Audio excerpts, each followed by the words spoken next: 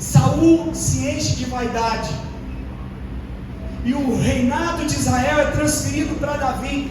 Samuel unge Davi ainda um jovem, um adolescente, mas depois de muitos anos depois é que ele assume o reino de Israel, cerca de 16, 17 anos depois que ele foi ungido, que ele tomou posse. Mas nesse período, desses 16 anos que Davi ainda estava no trono, que Saul ainda estava no trono, Saul leva o povo a se corromper de várias maneiras. Então Davi assume esse reinado agora, com um povo que estava corrompido, a economia destruída, com vários problemas. Mas a primeira ação de Davi foi trazer de volta a arca que havia sido perdida por Saul. Saul desprezou a presença. Saul não foi atrás da presença, mas Davi, quando ele assume o reinado de Israel, a primeira coisa que ele faz é: não vou reinar se a presença de Deus não estiver nesse lugar. E então ele vai em busca da arca da aliança. Ele queria a presença de Deus para a nação, que a nação fosse conhecida pela presença de Deus e não pelas conquistas, e não pelos resultados. Deixa eu te falar algo: você quer ser conhecido pelo tanto que você faz, pelo tanto que você tem, ou pelo tanto que você desfruta da presença de Deus? Você quer ser conhecido pelo tanto de coisas que você faz, pelo tanto de bens que você tem, ou pelo tanto que você se parece com Jesus? Simples. Vamos fazer uma análise. A nossa luta, a nossa vida diariamente, ela está mais em busca para dar glória para Deus, ou para termos bons resultados para nós mesmos? Nós devemos meditar nisso, porque se o fim ainda sou eu, o meu Deus é como Paulo escreve em Filipenses, é o meu ventre. Ainda sou eu. Porque tem gente que quer cantar, mas só porque quer aplauso. Tem gente que quer pregar, só porque quer ser visto. Tem gente que quer liderar, só porque quer ser reconhecido. Tem gente que quer um tanto de coisa, mas é para a vaidade dele, e não para a glória de Jesus. E é por isso que o cristianismo no nosso país é uma vergonha, de uma maneira geral. Mas ainda há remanescentes, eu espero que um pouco deles esteja aqui nessa noite, amém? Amém. Se tornou só uma religião, se tornou só um encontro para barganhar com Deus, um encontro para um desencargo de consciência, e não para um desfrute da presença. Que nós tenhamos um coração como o de Davi, que acima de tudo o nosso desejo, eu vou repetir, acima de tudo o nosso desejo seja glorificar o Senhor. Por que você quer o que você quer? Por que o solteiro quer casar? Quem é solteiro? Você quer casar para quê? Não, como que é? Quer ser casado? O que você fala? Para arrumar um problema? Senão você procura um pastor para aconselhar. Amém, amém. Acho que eu vou pregar para cá agora, mano. Vou dar um foco da minha pregação. Mas, então, eu vou pegar o gancho da Andréia. Sua vida tem que estar muito boa para você querer casar, para você arrumar um problema. Quando ela estiver muito boa, você arruma um problema, casa. Porque a vida boa é uma vida cheia de problemas, amém? Amém! Semana passada nós falamos sobre isso. Alegrai-vos toda vez que vocês forem passar por tribulação, amém? Então casa, quem não é casado, você quer alegria? Casa, que é um lugar de tribulação, mas é um lugar cheio de alegria, irmãos. Edgar, as duas fotos estão. Vamos lá, manda ver. Aqui a Hebron. Cadê a Renata mais Cleomar? Cleomar da Renata está na salinha? Olha lá o pastor. Olha o Mateus aqui. O Mateus. Ali é a Renata Cleomar na frente, né? Olha os membros na garagem de casa. Quando a Hebron começou, essa foto foi tirada 31 de março de 2012. 31 de março de 2012. Eu mudei para cá dia 25 de março de 2012. Os cultos eram na garagem aqui. Mostra a outra foto agora. 1º de maio de 2012. Isso aqui é um evento. É um evento. Ali o pastor. Olha lá o pastor lá. Vamos falar bem, irmão. Melhorou, piorou? Melhorou, piorou, irmão? Parece que é uma controvérsia tão ruim hoje. Vamos falar para essa irmã que está em crise no casamento. Melhorou, piorou, irmã? Melhorou, ela fala direitinho. Né? Pois é, irmãos. Se não recalcula a rota, estava desse jeito até hoje para pior. Isso aqui é pior, irmão. Lá atrás.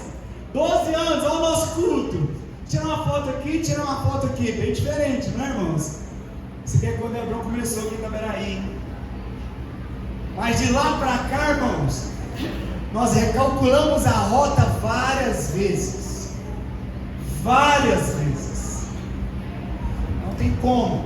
Todas as tribulações que nós enfrentamos produziu em nós alegria, perseverança, como falamos na semana passada. O que nós olhamos aqui hoje é resultado de um processo, e provavelmente das fotos que nós tiramos hoje, daqui 12 anos, nós também teremos uma outra realidade ainda muito melhor, amém? Glória a Deus, porque a Bíblia diz que melhor o fim do que o começo das coisas. Alguém pode dizer um amém? Amém. Aleluia. Sabe, irmãos, de repente, deixa eu falar isso aqui. Nós não queremos ser uma igreja local conhecida pelo nome do pastor. Nós não queremos uma igreja local sendo conhecida pela sua placa denominacional. Nós queremos uma igreja conhecida pela presença de Deus nesse lugar. Nós queremos que uma igreja seja conhecida porque ela se parece com Jesus. Porque a pergunta que foi feita lá na minha caixinha, e que eu respondi na caixinha da Hebrão, na verdade, e que eu respondi, por que os irmãos da sua igreja não parecem crente? Eu sei quem fez a pergunta, muito bem feita.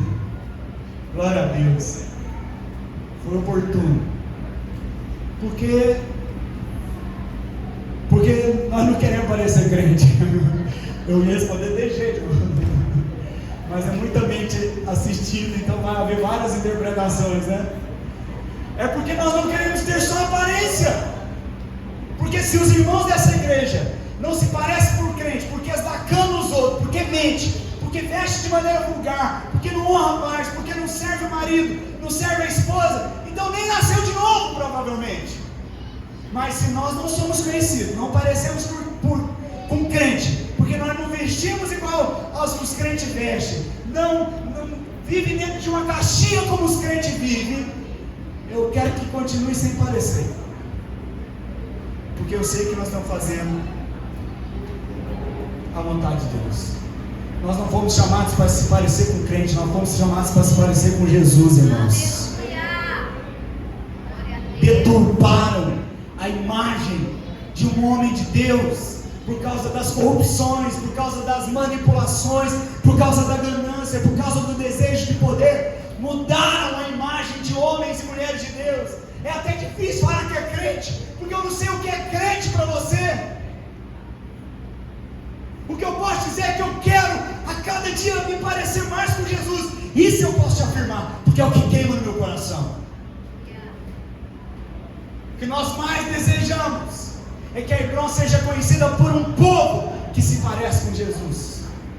É porque o casal, no seu convívio doméstico em casa, eles tratam um ao outro com respeito, eles servem, amam um ao outro, eles cuidam da família segundo a vontade de Deus.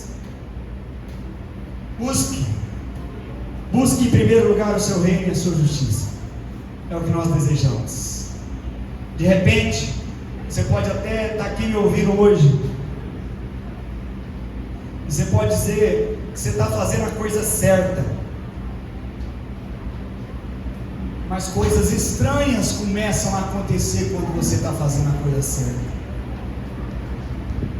O desejo de Davi era maravilhoso, irmãos. Davi queria trazer de volta a arca da aliança para o seu povo, e as intenções de Davi são as melhores. É difícil encontrar alguém com esse coração, com esse desejo. Mas por que deu errado? Por que Uzá teve que morrer? Peraí! Me perguntaram essa semana. Agora eu não me lembro quem, onde, qual o cenário, mas era como se... Peraí, mas se ele fez a coisa certa, por que... foi de Abel e Caim. Me perguntaram de Abel e Caim. Caim ofereceu, Abel ofereceu sacrifício agradável a Deus, e Caim ofereceu do resto ali da sua colheita, e ele ficou com inveja de Abel, e Caim matou Abel. Quem que era o homem de Deus na história? Mais santo, vamos dizer assim, porque os dois foram ofertar, estavam os dois fazendo algo para Deus, estavam os dois no culto. Mas agradou-se, pois, Deus da oferta de Abel, da de Caim, porém não se agradou, diz lá o texto em Gênesis. E Caim matou seu irmão. Peraí, mas por que Deus deixou Abel morrer? Simples, irmão, numa conta rápida, no senso de justiça, quem que você mataria? Abel ou Caim? Quem que nós iríamos matar, irmão? Vou morrer, que eu vou matar. Tem um que tem que morrer, Abel ou Caim? Quem que nós mataríamos? Caim, nós conhece a história. Só que você entende que nós nos tornaríamos um homicida? Por que Deus deixou Abel morrer, irmão? É porque é o seguinte, você pode crer em Deus, você pode ser santo, tanto que você vai morrer um dia. Lázaro ressuscitou, amém? Estava morto 4 dias. Sim ou não? Conhece a história, João 11?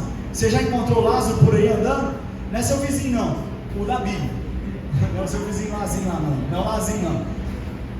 Você já encontrou lá ou ele morreu depois?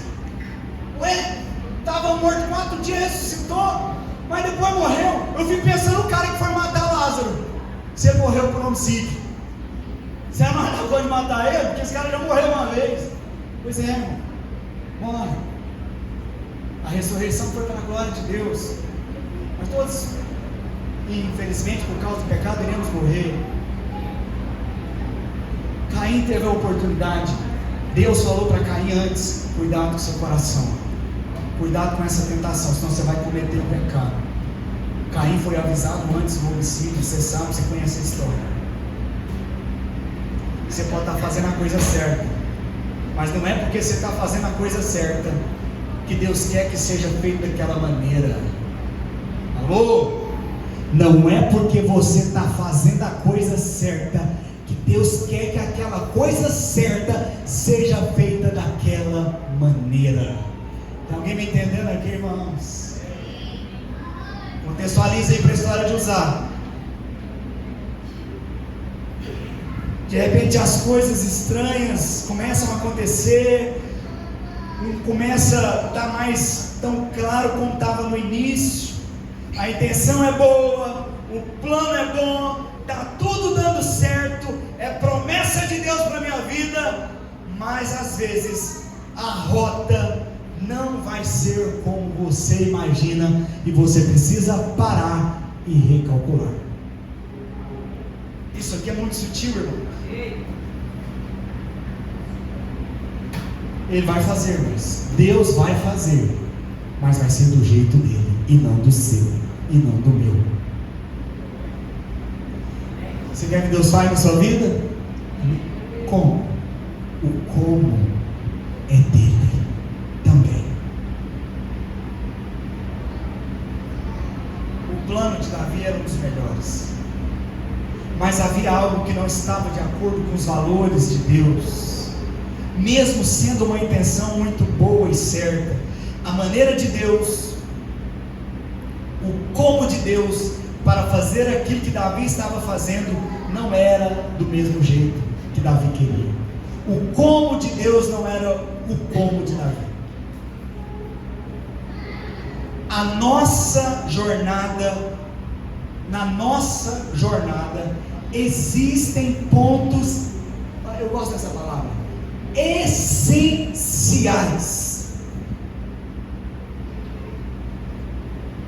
E nós precisamos recalcular a rota nesses momentos essenciais. Eu posso dizer para você que nessa noite, que essa foto que você viu aqui da Hebron, e que eu estou nela, a Andréia está nela, mas eu poderia tirar várias fotos e mostrar para os irmãos aqui, porque minha casa tem vivido esse tempo de recalcular a rota. Nós estamos vivendo isso na prática, não é, amor? Coisas que estavam indo muito bem, de repente os bois tropeçam, e tudo tem que mudar muito rapidamente.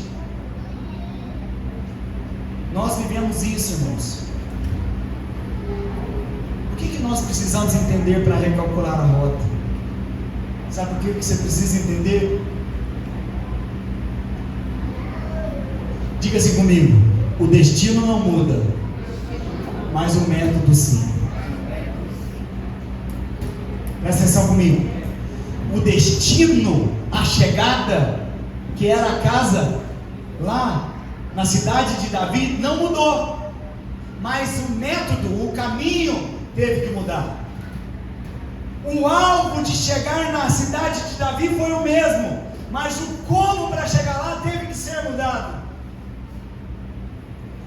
Deus pode mudar o como as coisas são feitas, mas o destino continua o mesmo. E aí, você que usa GPS, certamente já viu o seu GPS recalculando a rota. Quando você passa da rua que você deveria entrar, que ele tinha calculado, ele carrega, recalcula a rota e muda a rota novamente, mas o destino ainda continua o mesmo. Amém? Vai fazendo aí um paralelo, irmãos, para você entender a mensagem. O tempo pode mudar, mas o destino não.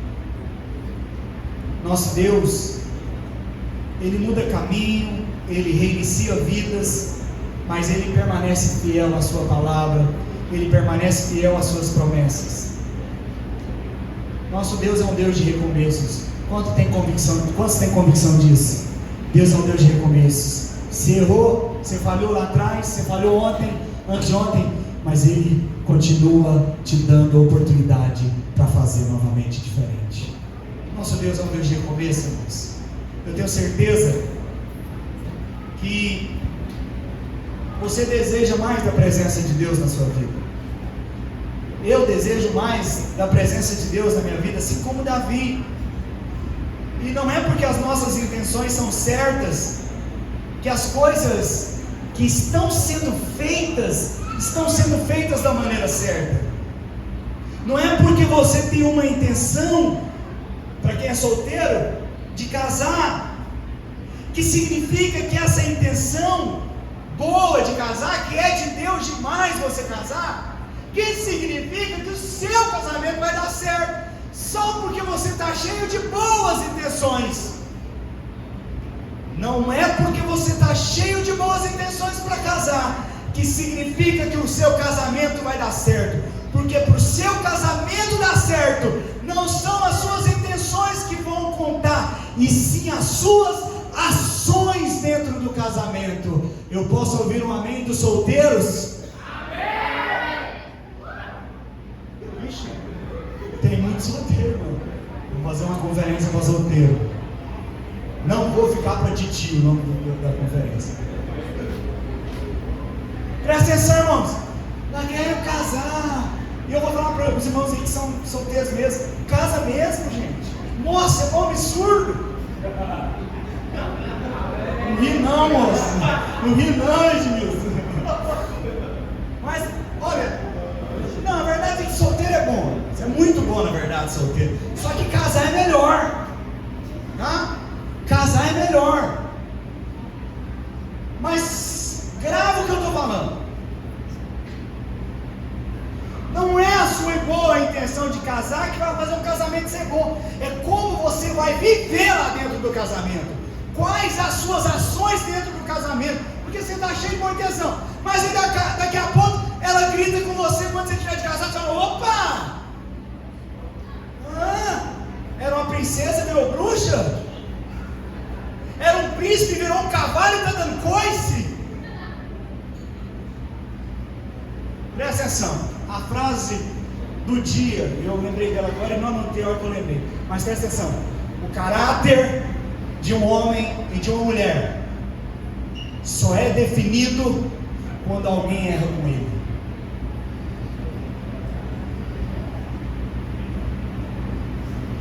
Amém? O seu caráter é revelado quando alguém erra com você.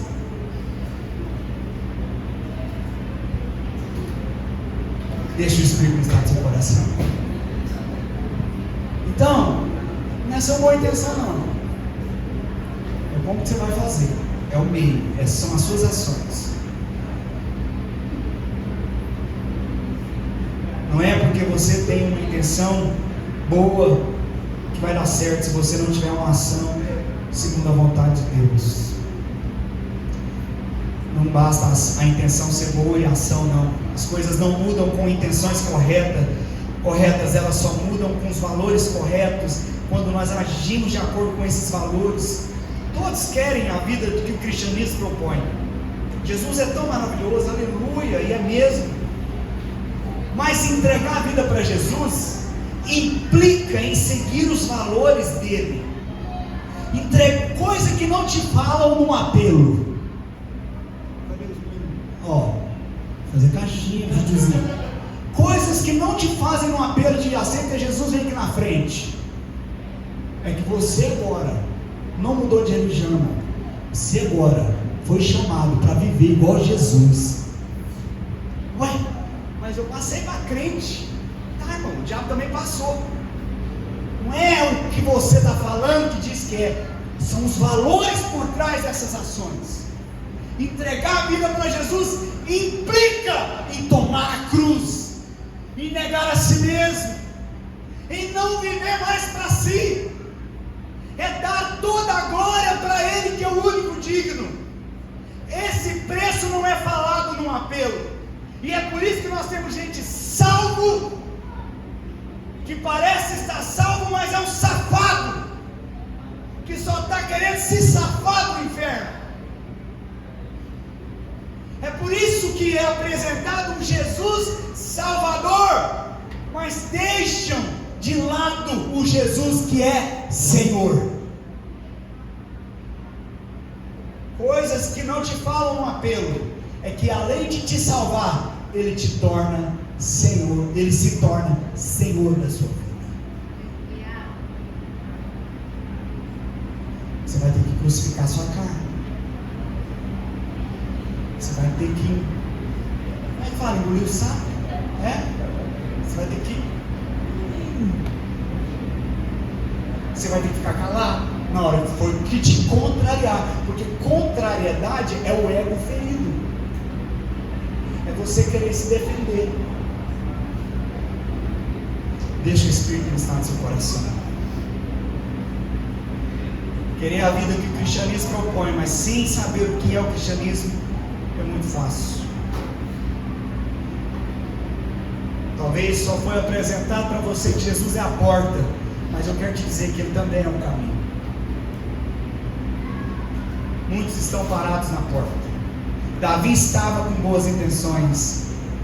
Eu já estou caminhando para o final, mas com valores contrários à vontade de Deus. Talvez você está dizendo para Deus que não é hora de recalcular, está tudo certo. Senhor, está indo do jeito que eu planejei. Como assim? Nós mudamos para uma casa com tantos projetos, tudo em beleza, e de repente temos que mudar na casa com 4 meses na casa. Deus, o Senhor errou. Oh Deus, o Senhor esqueceu aí. O Senhor lembra lá atrás que o Senhor falou? Esqueceu. Deixa eu ensinar o Senhor. Misericórdia.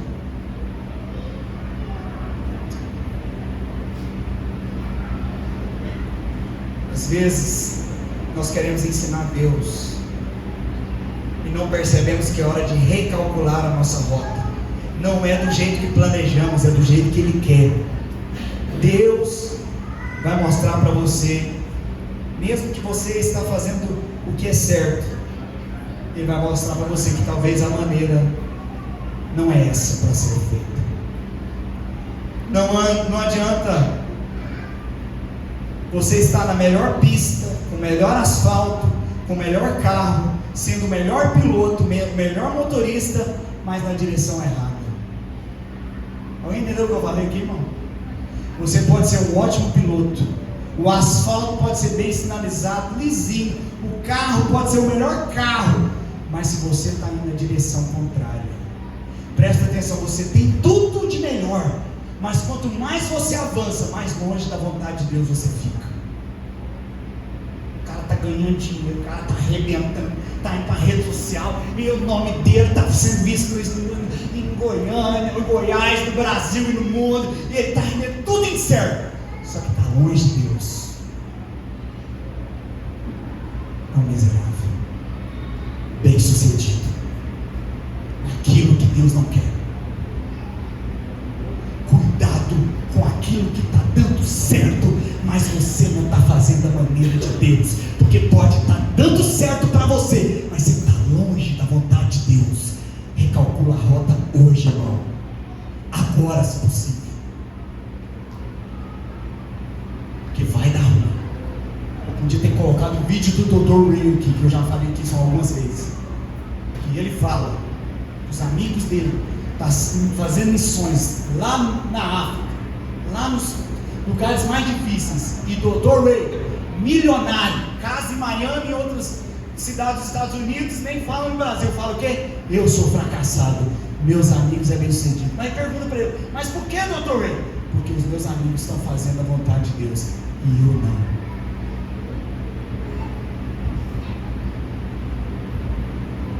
O problema não é quando dá errado, irmãos. O pior problema é quando está dando certo, só que não é a vontade de Deus. Recalcula a rota, pelo amor do nome de Jesus, irmãos. Uzá teve que morrer, irmãos. Estava tudo bem, festa, dançando, tudo. Uzá, você não sabe, a arca estava na casa dele.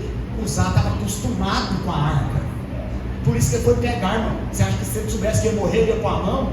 Nunca. O momento era outro. Uzá estava familiarizado com a arca. Falou, essa aqui dava lá em casa, deixa que eu pego. Opa! Saiu igual galinha. Imagina como é que ficou. 30 mil pessoas. Uma festa vira um velório. Uma festa de 30 mil se torna um velório com 30 mil. No mesmo instante. Porque não é só fazer, irmão. Não é só ir sair fazendo, não. Como que o Senhor quer que seja feito? Porque se nós oramos o Pai Nosso, seja feita a tua vontade aqui na terra como lá no céu, mas a gente sai tomando a frente, a gente quer ensinar Deus, a gente quer converter Deus aos nossos desejos, a gente quer converter Deus à nossa vontade, aquilo que a gente acha que é certo. Que isso, irmão? Ah, mas na igreja, falou, que a igreja falou, irmão? Pode ser o semideus e bispo, vai ser bispo, papa, não sei, dá nome para quem você quiser. Se não está de acordo com a vontade de Deus, não faça.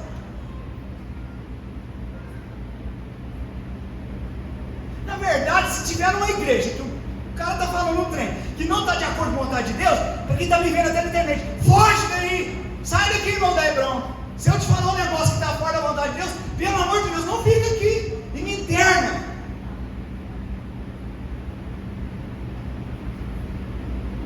Misericórdia, um tanto de gente fazendo umas coisas absurdas nas igrejas aí. Não, o pastor falou. Não, irmão, você serve o pastor ou não é Jesus? Ah, mas ele falou, está lá na Bíblia. Está na Bíblia, irmão, que se uma mulher for pega no teto, tem que apedrejar, um homem também. E aí? Não vai ter cemitério para enterrar um tanto de gente no Brasil. Infelizmente. Olha isso, o Satanás não está deitando e enrolando. E até em cima de púlpito. É por isso que tem muitos ricos miseráveis. Não tem nada de errado ser rico, irmão. Pelo amor de Deus, seja rico, em nome de Jesus, tenha muito dinheiro, aleluia, prospere, mas não deixa nada desse dinheiro ganhar seu coração. Tomar frente já era. Cuidado. A melhor coisa que Deus pode fazer numa situação que está dando certo, mas não é a vontade dele, é colocar um buraco no seu caminho. Meu pastor ficou doido. O pastor está fazendo oração contrária. Está orando para Deus colocar um buraco no meu caminho. Sim, irmão, se você estiver fazendo a coisa certa fora da vontade dele, que o Senhor coloque um buraco no caminho, para que os bois tropecem logo, em nome de Jesus, para você recalcular a rota. Às vezes, os bois precisam tropeçar. E sinceramente, irmãos, a maioria de nós só está aqui nessa noite. Peraí, solta nós aqui, viu? Vamos falar a verdade. Não sei se você tem coragem, mas eu tenho coragem. Nós só estamos aqui, irmão, porque os bois tropeçaram. É porque uma hora um trem deu errado na nossa vida. Sim ou não? Você tem coragem de conversar? Ah não, eu estava bem demais, por isso que eu fui para a igreja. Não, a gente estava com vazio, a gente estava com medo de ir para o inferno, a gente estava, sei lá, quebrado, problema de casamento, com filho, sei lá. Nós não estávamos muito bem. Então, o boi está pensando. Nós tivemos que recalcular e agora estamos prosseguindo. Amém? Amém? Glória a Deus pelos bois tropeçarem, amém? Só aqui que a gente dá glória a Deus pelo boi tropeçar. Mas você está dentro, não pega corte não da mensagem. Sabe por quê, irmãos? Os buracos, presta atenção, estou quase terminando, falta só 2 horas. Os buracos, muitas das vezes, irmãos, nos impede de irmos para longe dos planos de Deus. Essa é a hora de você e eu recalcularmos a rota. Quando os bois tropeçam. As coisas não darem certo, muitas das vezes é uma bênção. Que bênção que não deu certo, irmão. A irmã está chorando. Cadê a Anne? Anne, que bênção que não deu certo você continuar naquele trabalho. E ela chegou lá chorando. Não, não é agora. E eu comecei a dar glória a Deus na frente dela chorando. No espírito, né? A André estava perto, senão ela ia avançar. Não faz isso não. Mas foi bênção, não foi, Anne? Melhor coisa. Tem muitos anos já tem uns 5 anos, Anne. Tem uns 5 anos, né? Os bois da Anne tropeçaram. Não é o Wilson, não. E tudo mudou na vida dela. Porque ela teve que recalcular a rota. E como você ouviu, foi uma bênção. Mas eu sei de tantas histórias aqui. Eu estou falando a mim, mas eu sei de histórias de muito aqui. Quando o buraco aparece, nós temos a tendência de sermos como usar, de queremos colocar a mão. E a palavra usar significa força do braço. Nós queremos ensinar Deus. E principalmente quando o buraco aparece, a gente quer ensinar Ele. Nós queremos definir para Deus o que é melhor para nós. Deus não precisa dos meus métodos, Deus não precisa dos nossos métodos, nem da nossa força, nem do nosso conselho. Por mais bom que pareça, irmãos, Deus só quer uma coisa sua. Diga comigo: obediência. Não são os métodos que você usa, não é aquilo que você calculou que está na Bíblia, que está certinho, não. Deus quer que você apenas obedeça. Por isso você precisa conhecer a vontade dele. Às vezes os bois vão tropeçar para que nós possamos aprender que não tem nada a ver conosco, mas tem tudo a ver com ele. O escorregão não é um acidente, é um ajuste de rota. Provérbios 3:5 diz: confie no Senhor de todo o seu coração e não dependa do seu próprio entendimento. Deus tem um plano para nós. Só o Vitor no teclado, por favor. Eu vou mostrando que está acabando aos poucos. Deus tem um plano para nós, irmãos. Nós estamos atrás desse plano. Mas será que na busca desse plano de Deus nós estamos dependendo dele para que o plano dele se cumpra? Os benefícios de recalcular são muitos, mas tem um específico que eu concluo, ou quase concluo a minha mensagem dizendo para você: quando você para recalcular a rota, as pessoas serão abençoadas por essa atitude sua,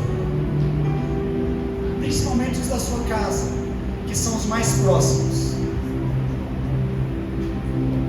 Sabe, Obed-Edom não era israelita. Ele era de onde? Gate. Você sabe quem que era de Gate? Golias. Ironicamente, Golias que Davi havia matado há muitos anos antes, quando ele era um jovenzinho. Agora, a arca da aliança é colocada na casa de um cara que era de Gate, não era israelita. E pasme, o cara abençoa. O cara é abençoado em tudo. 3 meses ele foi muito abençoado.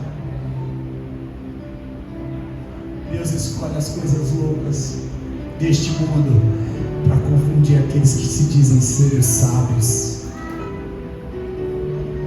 Quando você para recalcular a rota, as pessoas à sua volta serão abençoadas. Quando Davi estava recalculando a rota, Obed-Edom foi abençoado em tudo. Quando você para recalcular a rota, você para estar com o Senhor, para ouvir o Senhor, você não faz ideia de quantas pessoas são abençoadas à sua volta, porque você está nesse tempo de recalcular a rota com o Senhor. Você está ouvindo dele, sabe? Seu casamento não vai ser o mesmo, a sua casa não vai ser o mesmo, os seus negócios não vão ser o mesmo, porque você vai ter sensibilidade para falar, para ouvir, para decidir, porque você está nesse tempo de recalcular a rota. É impossível, grave isso aqui, irmãos. É impossível você ter tempo com Deus para recalcular a rota e as pessoas não serem abençoadas por causa disso. Talvez muitos à sua volta não estão sendo abençoados porque você ainda não parou para recalcular a rota. Deus não quer você apenas conversando com Ele só para pedir coisas. Ele quer que você desfrute da presença dEle mais do que qualquer outra coisa. É por isso que Ele fala em Mateus 6,6: quando entrarem, mas quando orarem, cada um vá para o seu quarto, fecha a porta e olha seu pai em segredo. Então seu pai que observa em segredo o recompensará. Davi entendeu que a arca não era para vir no melhor carro. Nós vemos aqui que Davi escolheu o melhor carro, o carro mais bonito. E depois então desse tempo de recalcular, ele entende que não era para a arca ir no melhor carro, com os melhores equipamentos. A Bíblia mostra para mim e para você que o jeito que a arca era para ser levada era nos ombros, era sobre os ombros dos sacerdotes. Tinha que ser nos ombros.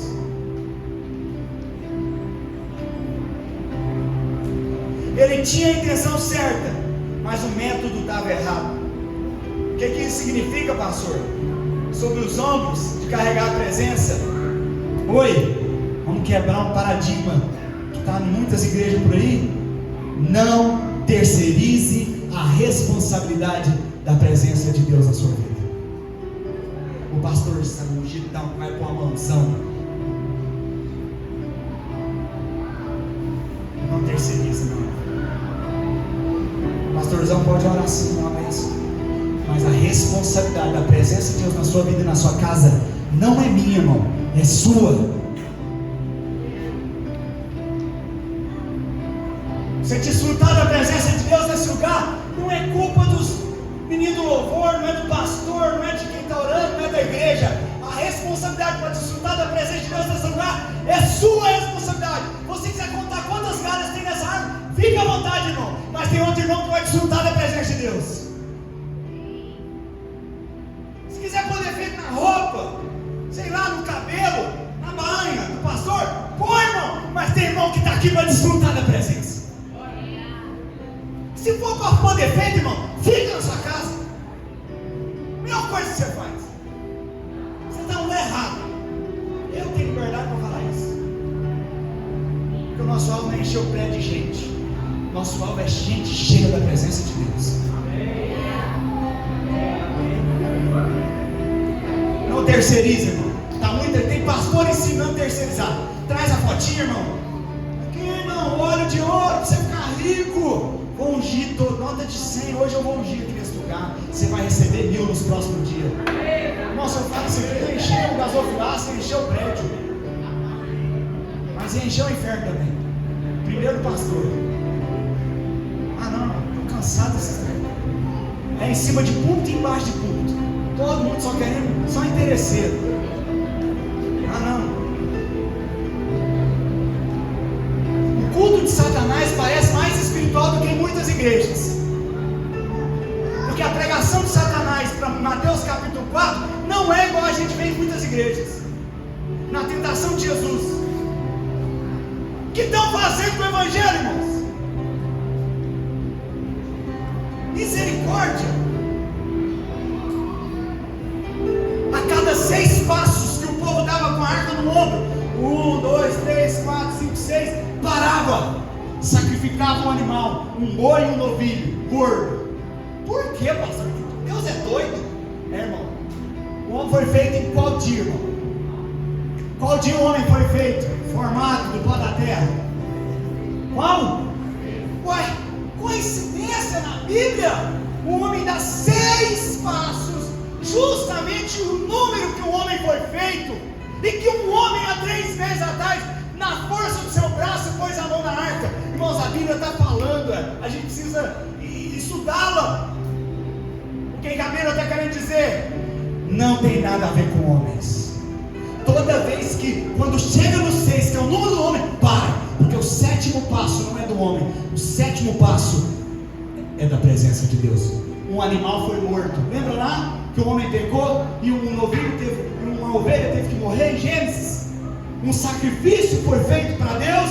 Então 6 passos, o número do homem, o número que representa o homem no centro, o homem desaparece e ele começa de novo. 1, 2, 6, sacrifício. Não tem lugar para o homem. A glória é toda de Deus, irmão.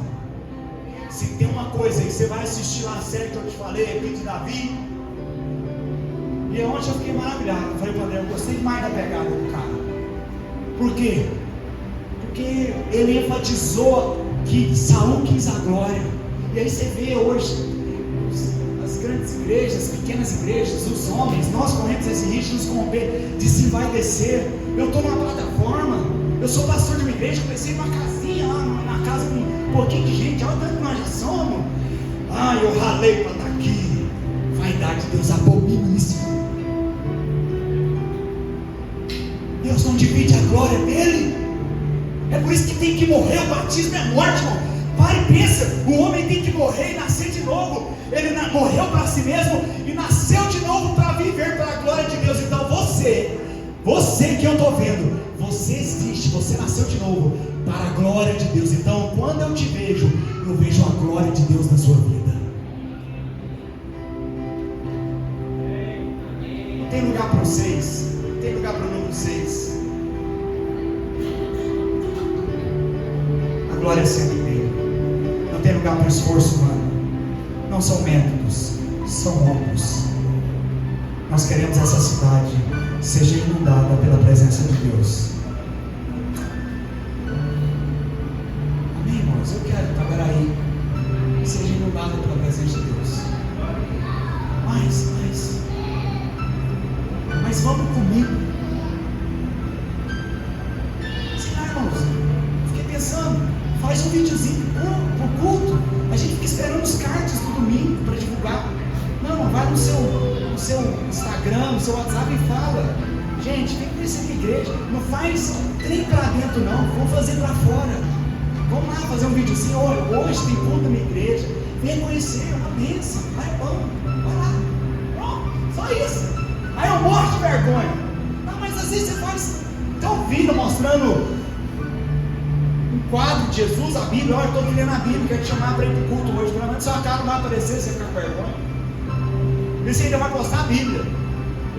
Faz alguma coisa. Chama alguém lá para a sua reunião da família, para a célula, para o culto. Chama. Eu quero a presença de Deus em Taberaí. Então vamos fazer alguma coisa. Na minha casa, então vamos orar aqui em casa. Vamos orar com os nossos filhos. Antes de orar, você vai falar assim: Senhor, abençoa minha família em nome de Jesus, amém. Você orou, irmão. Bom, tá caro. Não, tá barato. Vamos ficar em pé, irmãos?